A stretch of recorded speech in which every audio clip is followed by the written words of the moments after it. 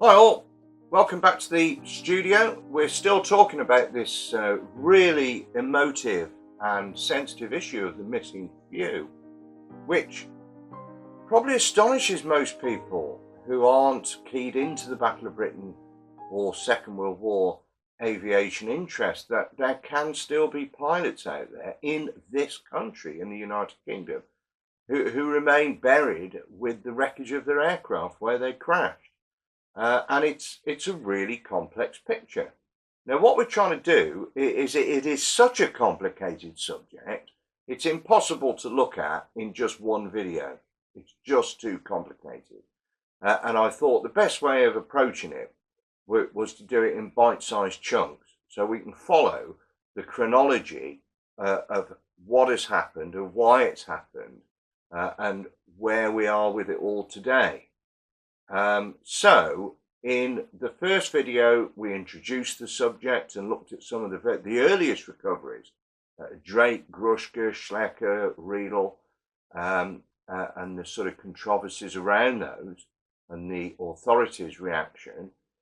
In the second, we looked at how the Ministry of Defence was becoming increasingly concerned and began issuing notes for guidance to recovery groups in 1975 and 1979, which actually had no effect whatsoever in putting the brakes on enthusiast groups going out there and recovering missing aircrew. Of course, the question that people must be asking is, why aren't the authorities proactively doing this? And that's a very good question, which, as we go through all of this, we will seek to answer through official responses that I've received over the years from the Ministry of Defence. So it isn't just what I think, it's what the Ministry of Defence actually say. And we can go through all that. So we've gone up to, we've had Eddie Egan recovered now, and we've had notes for guidance. We've had Eckhard Schlecker and Herzog and Schilling. ME110 crew recovered down in Dorset. And we're going to go in now to quite an unfortunate recovery, really. September 1979, 73 Squadron Hurricane, Sergeant Alexander Logan McNay, shot down on the 5th of September 1940, another day of heavy fighting, and crashed in Essex. So at the time, eyewitness evidence basically says that there was just nothing found of the pilot, that the Hurricane exploded and burnt out, and a recovery team arrived, took the wreckage away. There was never anything found of the pilot. So September 1979, the London Air Museum and the Wealden Group cooperated to excavate the site at North Fambridge. And actually, it's an unfortunate one because there was quite a bit of the Hurricane found, and they even found a map that had got the pilot's name on it, McNay. So there's no doubt that this is McNay's aircraft. But there were no tangible human remains. So it must have been quite a fire. I do know, because when I researched the book that provides the narrative in '98, which remains an important reference really, because I sort of unscrambled this narrative and the chronology so that there was an accurate record of what had gone on. But the local crematorium I liaised with, they said that to completely destroy a human body, you need a temperature of 820 degrees centigrade. So if McNay was completely obliterated, his remains, it must have been quite some explosion and fire. So that was unfortunate, really, seeing as there was no question, I don't think, about the identification had human remains been found. But moving on, and of course these notes for guidance the Ministry of Defence have issued in 1979, trying to desperately regulate the activities of these archaeologists and the interest. September the 29th, 1979, there's a recovery which at a site on the Isle of Sheppey, a site that a few groups have had a poke about with, from what I can gather over the years. And this was then done by the Wealden Group for a BBC documentary, Missing No Known Grave. And I remember watching that myself. I thought it was very good, actually. And lo and behold, a missing pilot is recovered. And this is Flight Lieutenant Hugh Beresford, who was a flight commander on 257 Squadron at North Weald.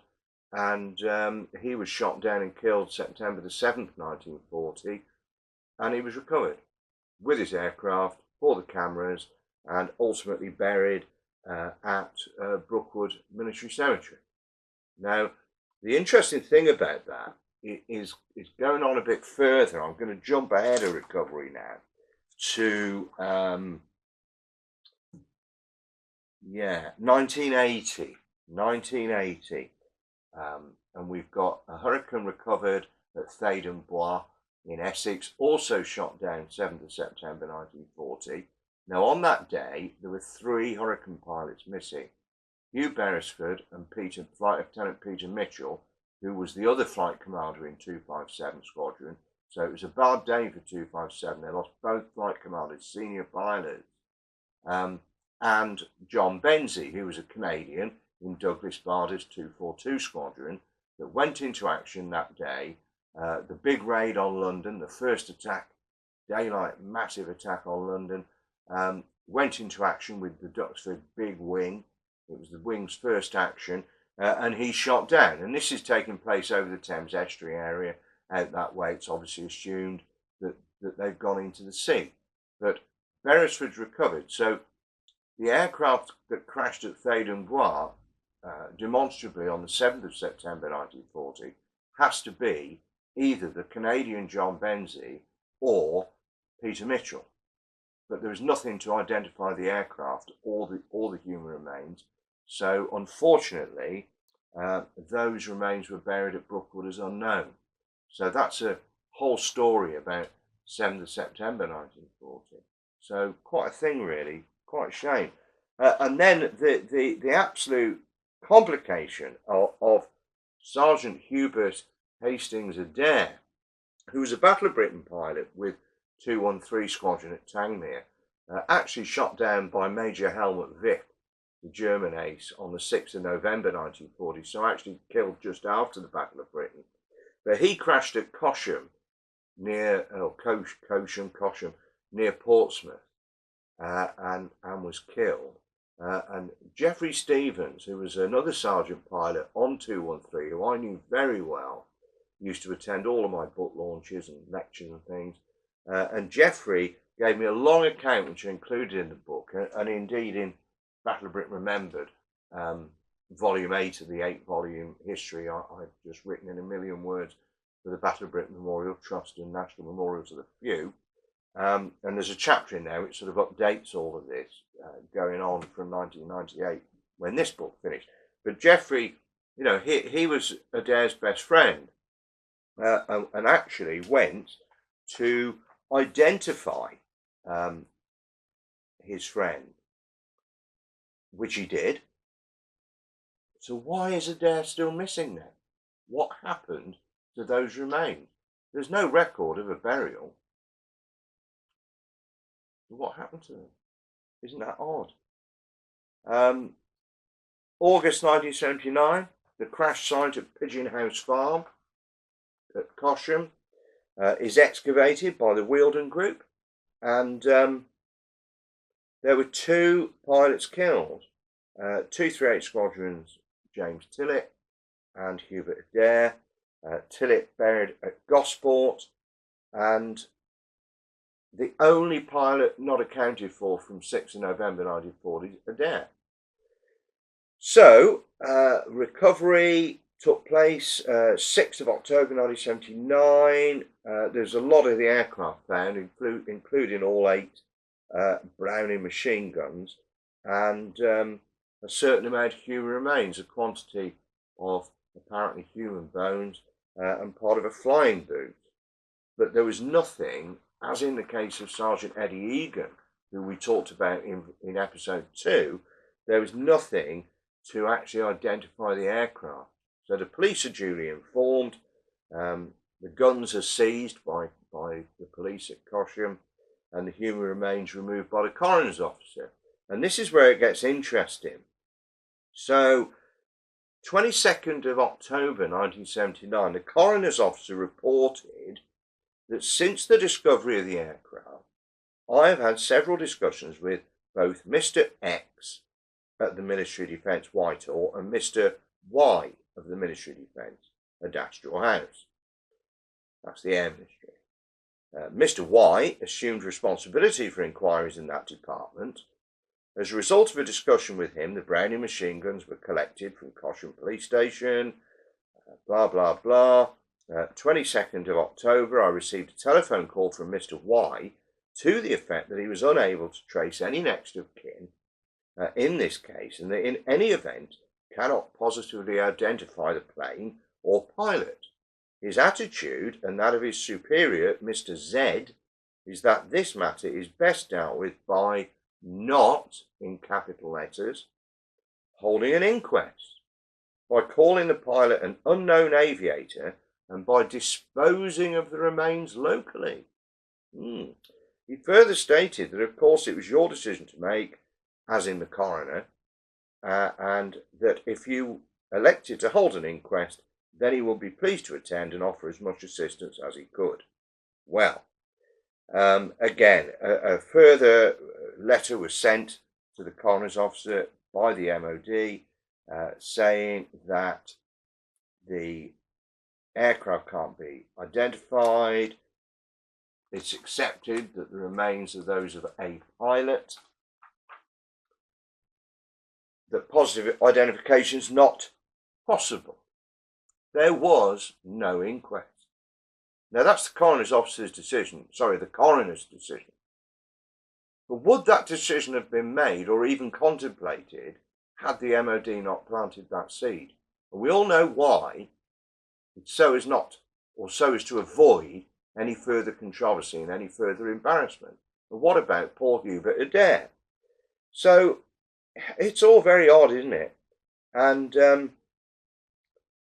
but for poor Sergeant Adair, who's not even buried as unknown at Brookwood, we know that his remains were cremated and scattered in the Garden of Remembrance at Portchester, near Portsmouth.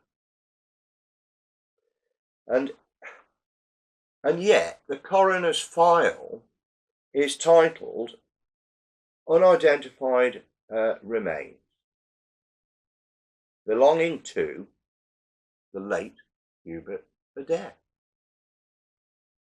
who is still officially missing. So you couldn't make it up, really.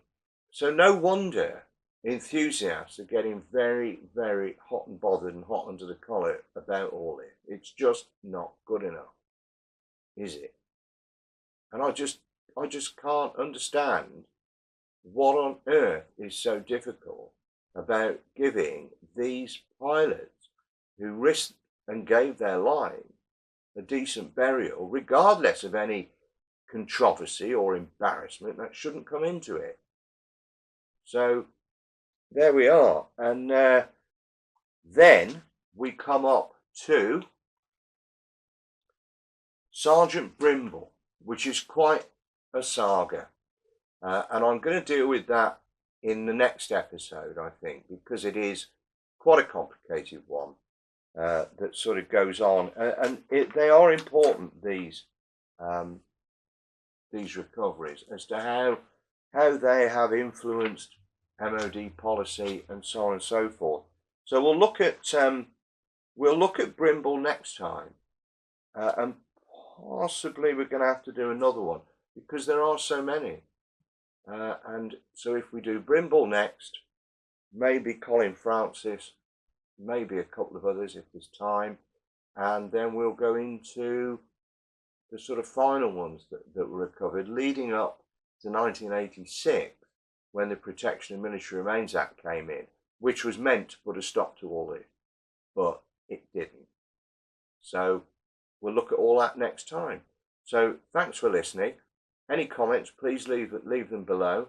We need to have a conversation about all this. I really don't think it's certainly quietened down over the years, all of this, but it's still a conversation, and we owe it to those who are still out in the cold to keep that conversation going, I think. So if you like what we do, please come back. Please subscribe to the channel. It's all free. I like to think that this is a bit of a connoisseur's Battle of Britain channel, really, where we can talk about real history, real research, and real perhaps issues like this. There are a few other issues connected with the Battle of Britain, not perhaps as emotive as this one, but certainly which are worth us discussing. So there we are, episode 3 of The Missing Few, and I'll look forward to seeing you next time.